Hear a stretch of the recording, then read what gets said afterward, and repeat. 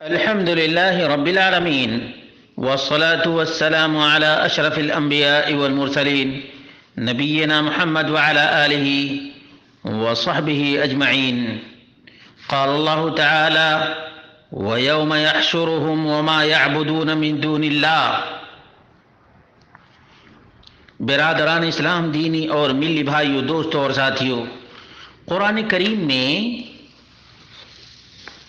بارہا من دون اللہ کا ذکر آیا ہے. تو من دون اللہ سے مراد کیا صرف اور صرف بت ہیں، صنم ہیں یا وثن ہیں؟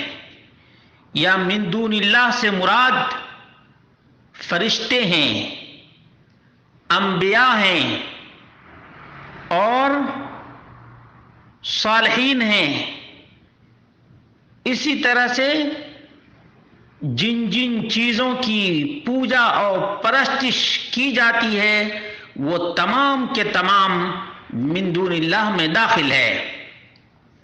چنانچہ میرے سامنے تفسیر الخازن ہے، لباب التأویل فی معانی التنزیل، جلد نمبر 3 صفحہ نمبر 310 ہے.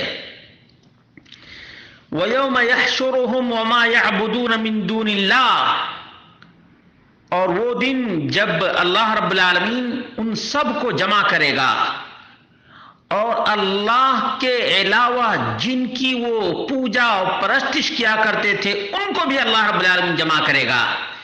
یعنی مفسر کہتے ہیں علامہ ابو الحسن المعروف بالخازن، ان کی وفات 741 ہجری میں ہوئی ہے.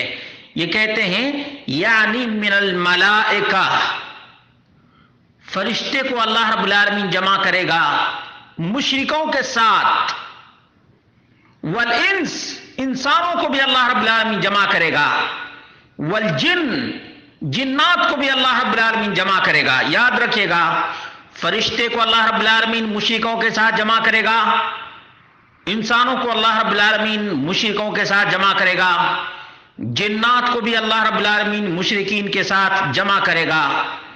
مثل عیسیٰ والعزیر، مثال کے طور پر عیسیٰ علیہ الصلوۃ والتسلیم کو بھی مشرکوں کے ساتھ جمع کرے گا، عزیر کو بھی اللہ رب العالمین مشرکوں کو دکھانے کے لیے، بتانے کے لیے جمع کرے گا.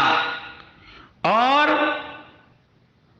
اصنام، یعنی الاسنام ثم یخاطبہم فیقول، پھر اللہ رب العالمین انسان سے، جنات سے، فرشتوں سے مخاطب ہوگا اور کہے گا اانتم اضللتم عبادی ہؤلاء ام ہم ضلوا السبیل. فرشتے تم بتاؤ، انسانوں تم بتاؤ، جناتوں تم بتاؤ، عیسیٰ تم بتاؤ، عزیر تم بتاؤ، کیا تم لوگوں نے میرے بندوں کو گمراہ کیا تھا، توحید کے ڈگر سے ہٹایا تھا، یا یہ لوگ خود ہی گمراہ ہوئے تھے، یہ خود ہی انسان کی، جنات کی، فرشتوں کی، ستاروں کی پوجا اور پرستش کیا کرتے تھے؟ تفسیر ابن کثیر میں ہے من عبدوا من دون اللہ، اللہ کے علاوہ جن کی بھی ان لوگوں نے عبادت کی، من الملائکہ، چاہے فرشتے کی عبادت کیے، وغیرہم، یا جنات کی یا انسان کی پوجا کیے. وَيَوْمَ يَحْشُرُهُمْ وَمَا يَعْبُدُونَ مِن دُونِ اللَّهِ. قال مجاہد، امام مجاہد کہتے ہیں عیسیٰ علیہ الصلوۃ والتسلیم کو بھی اللہ رب العالمین جمع کرے گا، عزیر کو بھی اللہ رب العالمین جمع کرے گا، والملائکہ، فرشتے کو بھی اللہ رب العالمین جمع کرے گا. یہ حافظ ابن کثیر کی تفسیر ہے، حافظ ابن کثیر کی تفسیر ہے. وَيَوْمَ يَحْشُرُهُمْ وَمَا يَعْبُدُونَ مِن دُونِ اللَّهِ فَيَقُولُ أَأَنْتُمْ أَضْلَلْتُمْ عِبَادِي هَؤُلَاءِ. امام طبری صحیح سند کے ساتھ مجاہد سے ذکر کرتے ہیں وَيَوْمَ نَحْشُرُهُمْ وَمَا يَعْبُدُونَ مِن دُونِ اللَّهِ فَيَقُولُ أَأَنْتُمْ أَضْلَلْتُمْ عِبَادِي هَؤُلَاءِ. قال عیسیٰ عزیر وملائکہ، عیسیٰ کو بھی اللہ رب العالمین مشرکین کے ساتھ جمع کرے گا، عزیر کو بھی اللہ رب العالمین مشرکین کے ساتھ جمع کرے گا. فرشتوں کو بھی اللہ رب العالمین مشرکین کے ساتھ جمع کرے گا، اور ان کے علاوہ جتنے بابا بنا لیے گئے جن کو اللہ رب العالمین نے موت سے دوچار کر دیا، ان کو بھی جو لوگ معبود، مشکل کشا، مسجود اور دعاؤں کا سننے والا سمجھتے ہیں، ان سب کو اللہ رب العالمین جمع کرے گا اور کہے گا کیا تم لوگوں نے کہا تھا کہ میری عبادت، میری بندگی، میری پوجا، میری پرستش اور میری دہائی دینا؟ وہ سب کہیں گے نہیں، ہم نے نہیں۔ فرشتے کہیں گے ہم نے نہیں ان کو کہا تھا، جنات کہیں گے ہم نے ان کو نہیں کہا تھا، انسان کہیں گے ہم نے ان کو نہیں کہا تھا۔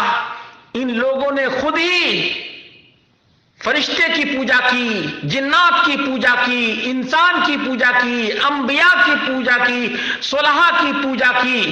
انہوں نے کبھی بھی ان مشرکوں کو اپنی عبادت کا حکم نہیں دیا تھا۔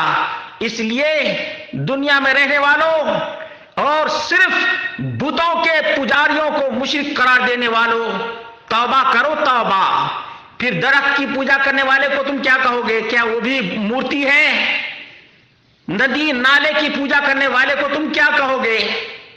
کتے، شیر اور ریچھ کی پوجا کرنے والے کو تم کیا کہو گے؟ یہ بھی مورتی ہے؟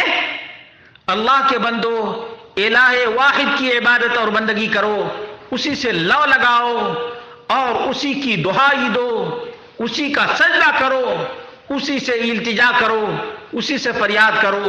اللہ مسلمانوں کو تو سمجھ عطا فرما تاکہ مشرکین، کفار اور اغیار کو توحید کا سبق پڑھا سکیں۔ اللہ تو ہی توفیق دینے والا